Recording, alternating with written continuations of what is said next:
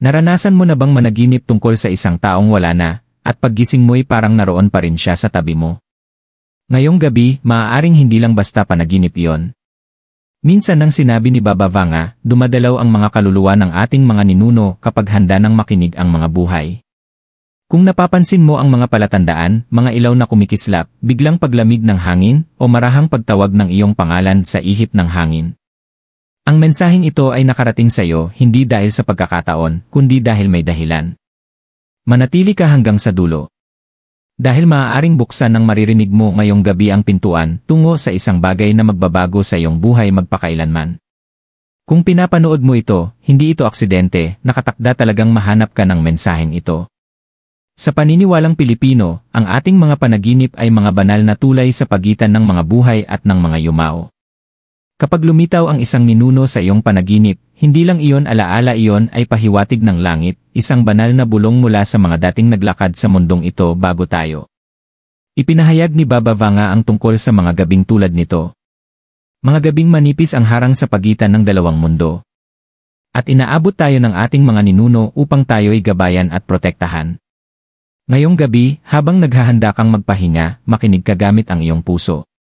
Ang banayad na ihip ng hangin, ang kandilang kumikislap, ang panaginip na hindi mo makalimutan.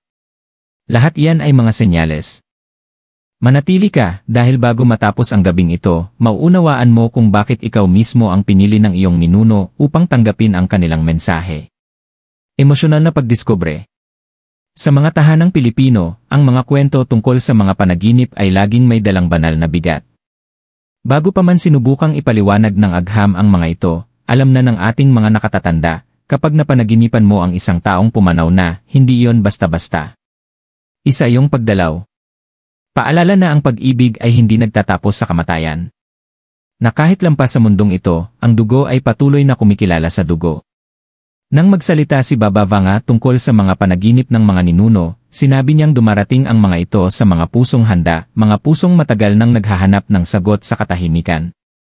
Marahil kamakailan, nararamdaman mo rin ang kakaibang pananabik na iyon, isang biglaang alaala ng iyong lola, o ang amoy ng lumang pabango ng iyong ama na tila nagmumula sa kawalan. O marahil isang lumang awitin ang bigla mong narinig, at napahinto ka, para bang huminto rin ang oras mismo. Hindi ito mga pagkakataon lamang. Ito ay mga banayad na pagtawag mula sa kabilang dako. Sa tradisyong Pilipino, kapag dumalaw sa iyong panaginip ang isang mahal sa buhay na pumanaw na, naniniwala tayong may dahilan sila. Minsan, may mensahe silang dala, isang babala, isang basbas, o simpleng narito pa rin ako. May mga pagkakataon namang paalala iyon ng isang pangako, isang aral, o ng lakas na dumadaloy sa dugo ng iyong mga ninuno at patuloy na nananahan sa iyo. Kung minsan kang nagising na may luha sa iyong mga mata, hindi dahil sa takot kundi dahil sa pag-ibig, iyon ang iyong kaluluwang kumikilala sa kanila. Maraming Pilipino ang nagsisindi ng puting kandila sa tabi ng bintana kinaumagahan matapos managinip ng ganoon. Sinasabing ito ay gabay para muling matagpuan ng kaluluwa ang liwanag bilang pasasalamat sa kanilang pagdalaw. Ang iba na may nag-aalay ng tahimik na dasal o maliit na mangkok ng bigas at tubig, sabay bulong ng salamat po bilang paggunita sa kanila. Tingnan mo, ang mga panaginip ay hindi lang gawa ng isipan, hinabi rin sila ng enerhiya, ang parehong enerhiyang nag-ugnay sa bawat pamilyang Pilipino sa loob ng maraming henerasyon ng pananampalataya at katatagan. Kapag dumadalaw ang iyong ninuno sa iyong panaginip, ito ang paraan nila ng pagsasabing hindi kailanman naputol ang tanikala. Isa pa rin kayong pamilya, ang mga buhay at ang mga yumaw, magkahawak kamay sa hindi nakikitang daan. At marahil, ang mensaheng ito ay nakarating sa iyo ngayon dahil may pasan kang mabigat.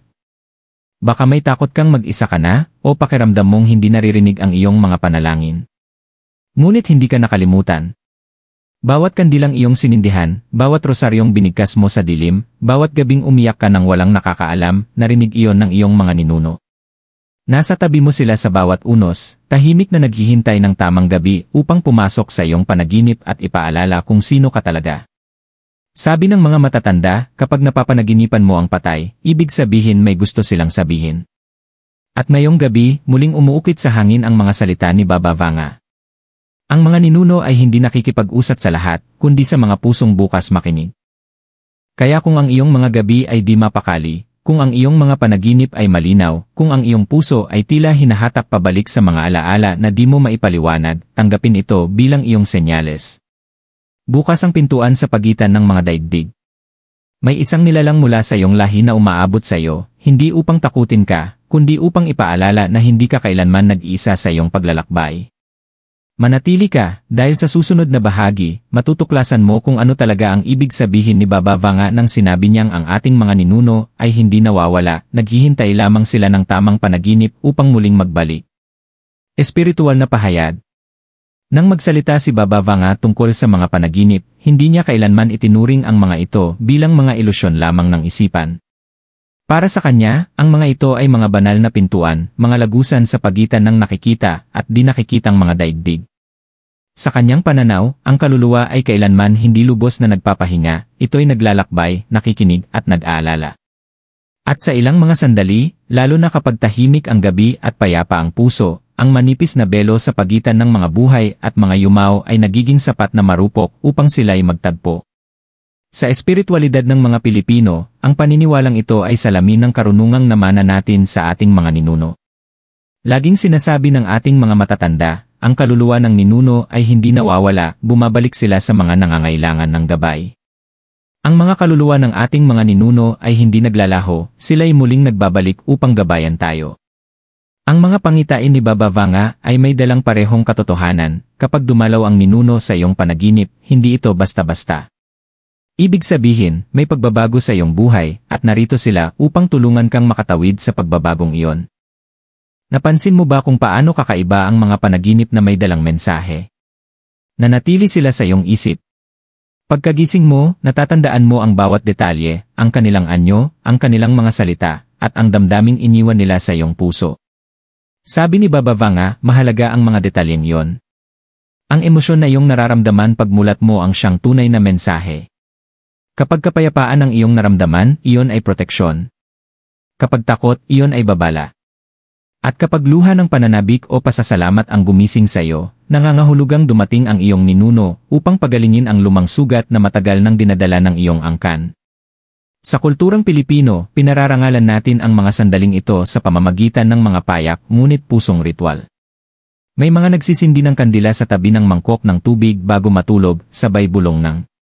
Kung may nais kayong iparating, ipakita po ninyo sa panaginip. Ang iba na may naglalagay ng rosaryo o piraso ng kasuotan ng kanilang ninuno sa ilalim ng unan. Naniniwalang mas pinagtitibay nito ang koneksyon sa mundo ng espiritu. Ang mga simpleng gawaing ito ng pananampalataya ay nagbubukas ng puso sa banal na komunikasyon. Sabi ni Baba Vanga, ang mga kaluluwa ng ating mga ninuno ay naglalakbay sa oras na hindi naaayon sa batas ng mga buhay. Nakikita nila ang darating at madalas silang maghatid ng mensahe upang ihanda o protektahan ka. Marahil ito ang dahilan kung bakit may mga Pilipinong nagigising mula sa mga ganitong panaginip at biglang may nangyayaring hindi inaasahan sa susunod na araw. Isang tawag na matagal nang hinihintay, isang desisyong biglang naging malinaw, o isang sagot na matagal nang ipinagdarasal. Mga patunay itong ang panaginip ay hindi aksidente, ito'y tadhana na dahan-dahang isinasa katuparan. Ngunit bakit ngayon? Bakit ngayong gabi? Naniniwala si Baba Vanga na sa bawat buhay, may mga sandaling kailangang muling ihanay ang kaluluwa. Kapag tila walang tugon ang iyong mga panalangin, o kapag pakiramdam mo'y huminto ang oras. Iyon ang panahon na pumapasok ang iyong mga ninuno. Hindi lang sila nanonood, ginagabayan ka nila. Maaaring hindi mo sila makita, ngunit mararamdaman mo ang kanilang presensya. Isang malamig na simoy ng hangin kahit sarado ang mga bintana. Isang kandilang kumikislap kahit walang ihip. O ang amoy ng mga bulaklak kahit wala naman sa paligid. Karaniwan, iniugnay ng mga Pilipino ang mga sandaling ito sa mga basbas o babala. Sabi ng matatanda, kapag may malamig na hangin na dumaan bigla, may dumaan na kaluluwa. Ang mga paniniwalang ito ay hindi pamahiin, ito ay pagpapahayag ng koneksyon. Ang tulay sa pagitan ng pananampalataya at ng di nakikita. Inilarawan ni Baba Vanga ang mga karanasang ito bilang mga alingaungaw ng pag-ibig na kailanman ay hindi namamatay. Naniniwala siya na ang ating mga ninuno ay hindi nagsasalita sa pamamagitan ng mga salita, kundi sa pamamagitan ng damdamin ang init sa dibdib. Ang awiting maririnig mo eksaktong iniisip mo sila. Ang mga balahibong tumatayo kapag binabanggit mo ang kanilang pangalan. Ito ang kanilang mga tandang espiritual, mga paalala na narito pa rin sila. Ginagabayan ka tungo sa mas dakilang layunin. Ngayong gabi, bago mo ipikit ang iyong mga mata, imahinin mong may manipis na pilak na sinulid na nagdurugtong sa iyong puso at sa kanila. Damdamin mo ang pintig nito, mabagal ngunit matatag, parang tibok ng pusong kailanman ay hindi tumigil. Banggitin mo ang kanilang pangalan, hindi sa kalungkutan kundi sa pasasalamat. Tinatanggap mo ang lakas, katatagan, at banal na proteksyong dumadaloy sa iyong mga ugat. Ang parehong lakas na tumulong sa kanila harapin ang mga bagyo, digmaan, at pagkawala. Ngayon ay nananahan sa iyo. Sa Pilipinas, marami ang naniniwalang kapag pinarangalan mo ang iyong mga ninuno, sa panalangin, respeto, o paggunita, binubuksan mo ang daan ng mga pagpapala. Kaya nga tuwing Nobyembre, makikita natin ang mga pamilya na nagsisindi ng kandila o bumibisita sa puntod na may pagkain at bulaklak. Hindi lang ito tradisyon, ito ay pakikipag-ugnayan. Isang paraan ng pagsasabing, naalala namin kayo. Gabayan niyo kami. Ipinahayag ni Baba Vanga sa kanyang propesya na ang mga pagdalaw sa panaginip ay hindi dala ng takot, kundi ng layunin.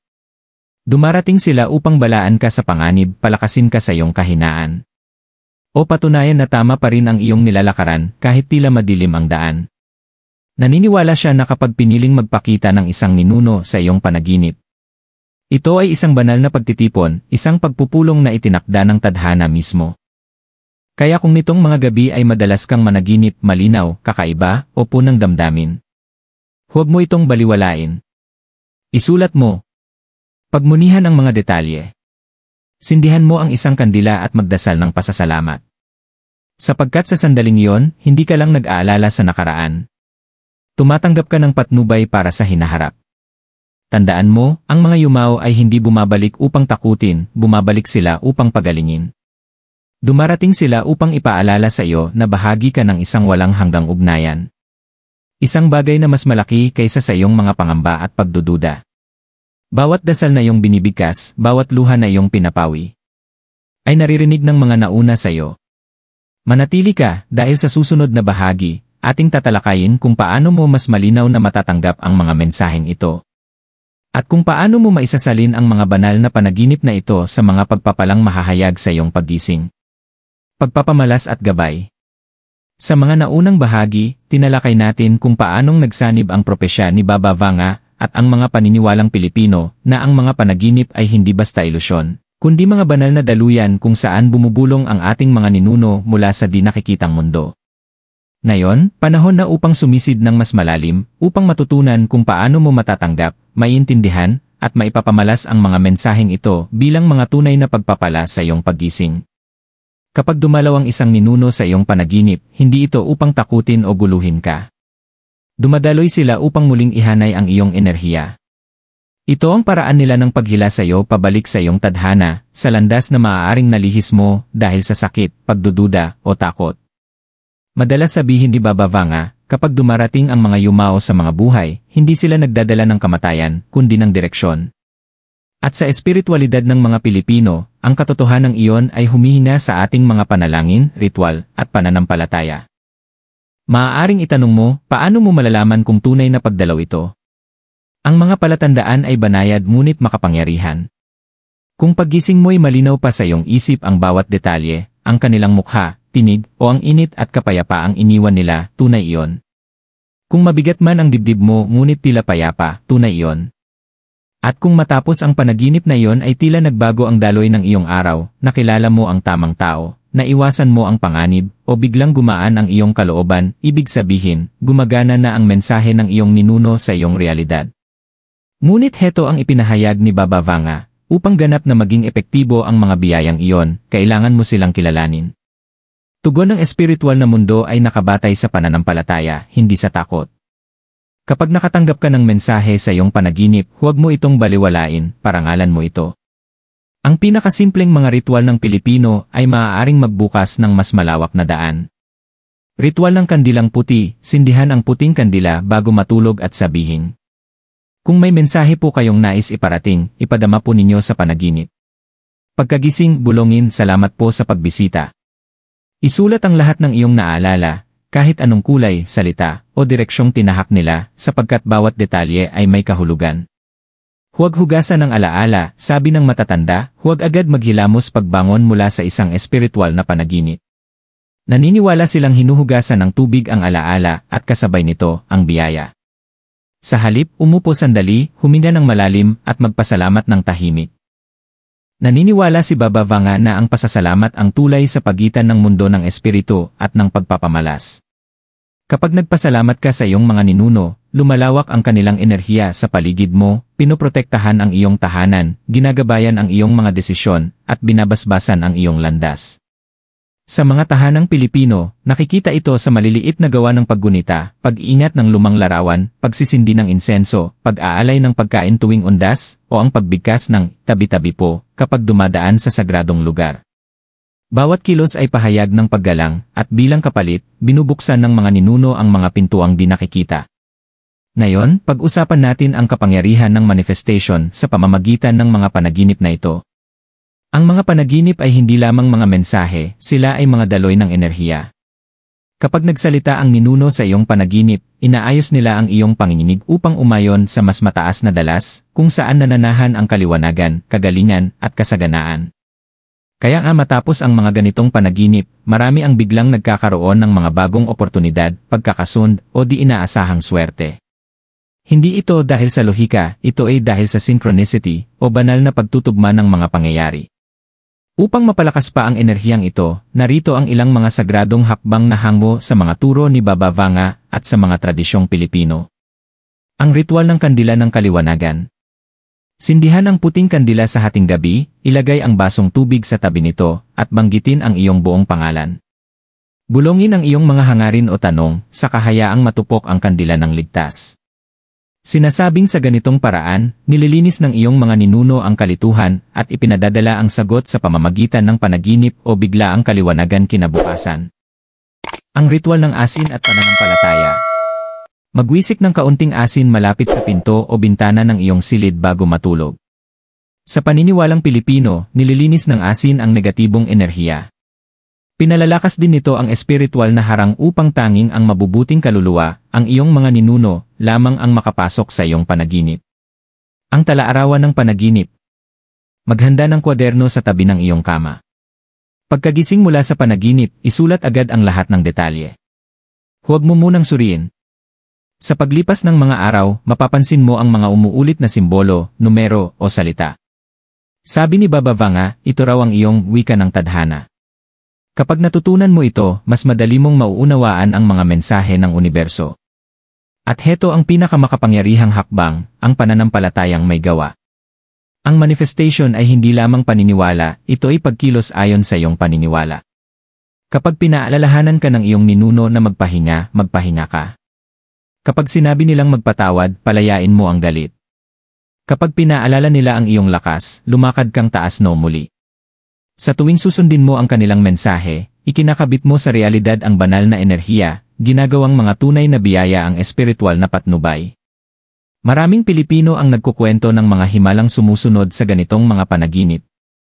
Mga baryang biglang lumilitaw o kantang maririnig sa tamang sandali. Ito raw ay mga patunay, maliliit na milagro na nagsasabing, narito kami. Tinawag ito ni Baba Vanga na mga sinulid ng tadhana. Mga palatandaan na ang iyong kinabukasan ay hinahabi ng mga kamay ng iyong mga ninuno. At marahil ang pinakamagandang aral sa lahat. Nang iyong parangalan ang iyong mga ninuno, nagsisimulang umayon ang iyong buhay sa mahiwagang paraan. Lumilitaw ang tamang tao, nagbubukas ang tamang pagkakataon.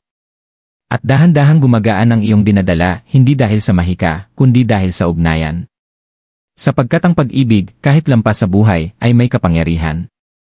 Ngayong gabi, habang nakahiga ka, tandaan mo ito, hindi ka nagdarasal mag-isa. Pinalilibutan ka ng mga henerasyong nanalangin bago ka pa isilang. Ang iyong lola na gabi-gabing nagrorosaryo. Ang iyong lolo na bumubulong ng basbas bago kumain. Ang iyong mga ninuno na lumaban ng may tapang at pananampalataya. Ang kanilang mga panalangin ay patuloy na umaalingaw sa iyong mga panaginip. Ipikit mo ang iyong mga mata, bulongin ang isang tahimik na salamat. At ipagkatiwala sa hangin ang iyong mga alalahanin. Sapagkat sa katahimikan, kikilos ang universo. At muli kang lalakaran ng iyong mga ninuno kasama mo sa bawat hakbang. Manatili ka dahil sa huling bahagi, pagsasama-samahin natin ang lahat, ang damdamin, ang propesya, at ang espiritual na mensahe. Upang maunawaan kung bakit itinakda ang panaginip na ito para sa iyo. At kung paano ka mamumuhay ng may pagkakaisa sa gabay na naibigay na sa iyo. At ngayon, habang dumarating tayo sa pagtatapos ng banal na mensaheng ito, huminga ka ng malalim. Damhin ang katahimikan sa paligid mo, ang banayad na kapayapaang laging sumusunod sa katotohanan. Lahat ng ating ibinahagi ngayong gabi, ang propesya ni Baba Vanga, ang mga paniniwalang Pilipino, ang mga ritual, at ang iyong mga panaginip ay humahantong sa isang banal na pagkakaunawa, hindi ka kailanman nahiwalay sa iyong mga ninuno. Pinaalalahanan ka lamang na muling makinig. Minsan nang sinabi ni Baba Vanga, ang kaluluwa ay hindi naglalaho kapag nagwawakas ang katawan. Ito ay nagiging liwanag at ang liwanag na iyon ay nagiging gabay. Ang liwanag na iyon ay nasa paligid mo ngayon, sa mga panaginip na paulit-ulit mong nararanasan, sa katahimikan na bumabalot sa iyo nitong mga gabi, at sa bawat kislap ng kandilang iyong sinindihan ng may pag-asa. Ang iyong mga ninuno ay hindi basta nanonood mula sa malayo, kasama mo silang naglalakad, binubulungan ng tapang ang iyong puso. Sa kulturang Pilipino, ang katotohanan ito ay buhay na buhay. Hindi talaga tayo nagpapaalam sa mga mahal nating lumisan, ang sinasabi natin ay paalam hanggang sa muli. Ibig sabihin nito, magkikita tayong muli. Iyan ang mga panaginip mo, mga munting pagkikita, maikling pagdalaw sa kabila ng belo. Sa bawat pagdating nila, may dala silang paggaling para sa iyong kaluluwa at mga biyaya para sa iyong paglalakbay.